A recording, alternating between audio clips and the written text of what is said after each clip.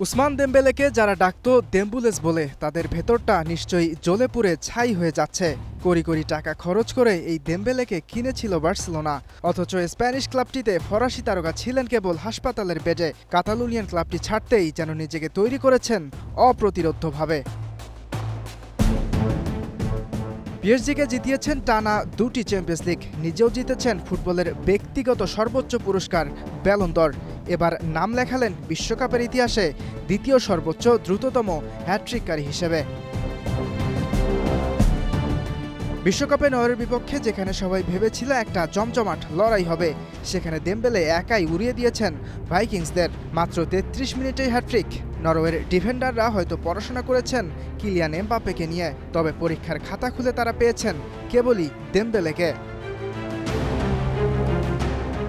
৭, ২০ ও ৩২ মিনিটে দেমবেলের করা ৩টি গোলই ছিল চোখ জুড়ানো। এর মধ্যে দ্বিতীয় গোলটি ছিল সবচেয়ে সুন্দর। দূরপাল্লার নিচু শটে যেভাবে তিনি বলটা জালে পাঠিয়েছেন, তাতে নরওয়ের গোলরক্ষকের তাকিয়ে দেখা ছাড়া আর কিছুই করার উপায় ছিল না।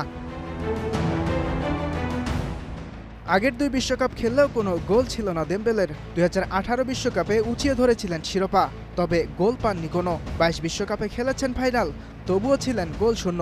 দেমবেলের গোলের আক্ষেপটা ঘুচল, সেটাও আবার একেবারে হ্যাট্রিক করে।